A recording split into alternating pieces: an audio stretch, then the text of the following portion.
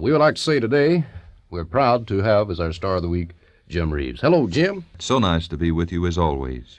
In case you don't know it, Jim is a Texas boy, I believe. Yes, I was reared up in East Texas, Bill, in Panola County, Carthage. That's good country up there. Thank you. How did you decide to make country music a profession? Bill, it was always in the back of my mind to be a country singer, although I had several detours. You know, the chance to make a living at the thing you love most is one of the most gratifying things in the world, I suppose. And country music was always my favorite type of entertainment. Jim, we always like to find out who inspired the various artists to get into the business. Who would you say was your greatest inspiration? My greatest inspiration was the same fella who was the inspiration of a lot of the fellas in the business today, the late Jimmy Rogers. His records were the first I heard, and when I was a kid I tried to yodel, but of course nobody could yodel like Jimmy could.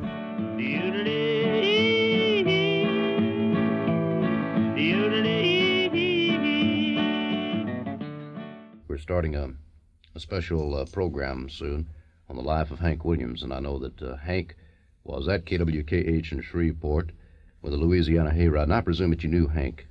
Yes, I knew Hank very well, Bill. I knew him before he was making records and after he was making records, and he was one of my favorite people.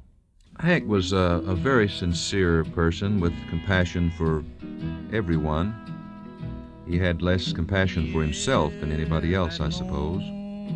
He did a lot of people favors and always wanted to sing. Of course, I was with the hayride when Hank passed away in 1953. And he was a great guy, very great guy. I'm so lonesome I could cry. How long, Jim, have you been a singer in the business? I mean, a professional singer. Well, Bill, I started trying to sing on radio as a kid in Shreveport. Mm-hmm. And, of course, I left that for school and baseball and a few other things. I made my first record in 1952 for a label in Houston at that time, Macy Records. Jim, what was your big record, your first one, the one that gave you the big break in the business? Mexican Joe, Bill, in 1953. South of the border, hey, I know a lad. He's got more fun than anybody's had. Don't got no worry, don't got no dough. Everybody's wondering about Mexican Joe. Jim, have you noticed any great change in country music during the past several years? Yes, there's been a great change, Bill, in country music. It's the instrumentation has changed a lot, and I think it's all changed for the better. The sounds are better. Mm-hmm. Of course, the engineering is better. And country music has been helped a great deal by the integration of the other types of music. As a matter of fact, country music has given pop music some of its most prolific tunes the past few years, and rock and roll came about because of country artists, and I think one has helped the other. Nashville, Tennessee, the country and western music capital of America. Where once mountain people sang their songs in isolated valleys, there now stands a music kingdom resting on a booming entertainment and recording industry that tops $500 million gross per year. From the Ryman Auditorium in Nashville, Tennessee, the country music capital of the world, here's the 964th broadcast of your Grand Ole Opry, tonight starring Jim Reeves. Is being a member of the Grand Ole Opry always a goal for you, Jim? Of course, Bill, I think that is kind of the culmination for everyone in the country business, and I think the Grand Ole Opry is much more important than even most of the artists who are on it realize, because nothing lasts as long as the Grand Ole Opry has without having some basic qualities that are good. The Grand Ole Opry has been on the air without having missed a broadcast for 35 years, and that speaks well. It's the world's oldest continuous radio broadcast.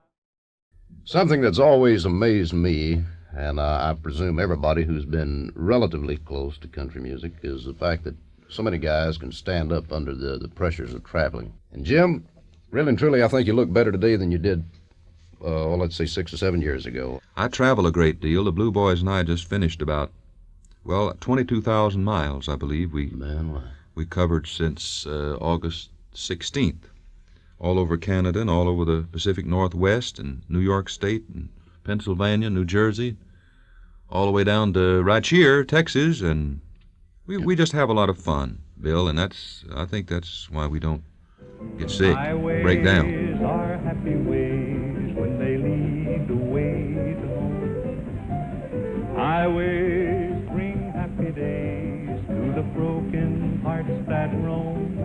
So while you travel along those ribbons of gray, they all unravel and lead you homeward to stay. 'Cause highways are happy ways when they lead the way to home.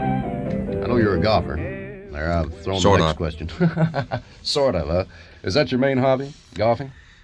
Well, I suppose it is, Bill. I like golf. I only wish I could play it. It's a very exacting game and a very demanding game. It takes a lot of your time because you have to practice. And, of course, I don't have the chance to do that. I understand you also like to do a little hunting around San Antonio every once in a while. Yeah, I try to come down every winter during deer season and hunt. And I also have some friends out in Colorado who want me to hunt with them this year and get one of those big ones. They're bigger out there. Now, they're wilder here, but they're bigger out there. What's your favorite food, Jim? I'm quite an eater. I had some pancakes today that are awful good. I'm very fond of Polynesian foods, too. I'm glad you didn't say red beans. You can't hardly beat those red beans, cornbread, Here we go. We get another buttermilk, good green onions. You made me hungry again, Jim. Boy, that's hard to beat. Now we kind of get to the closing moments with Jim Reeves, and it's been a pleasure to talk with you, Jim. Thank you very much. My pleasure, Bill. I hear the sound of distant drums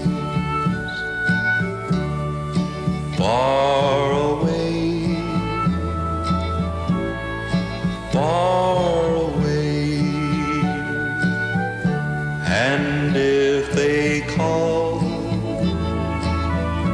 for me to come, then I must go. Stay. So marry, marry me.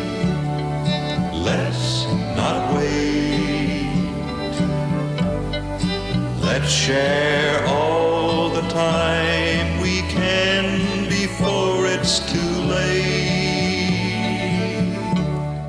Love me now, for now is all the time there may be. If you love me, marry, marry, marry me. I hear the sound of bugles blow far away, far away. And if they call, then I must go across the sea, so wild and gray. So marry, marry me. Let's not wait for the distant drums might change our wedding day. And love me now.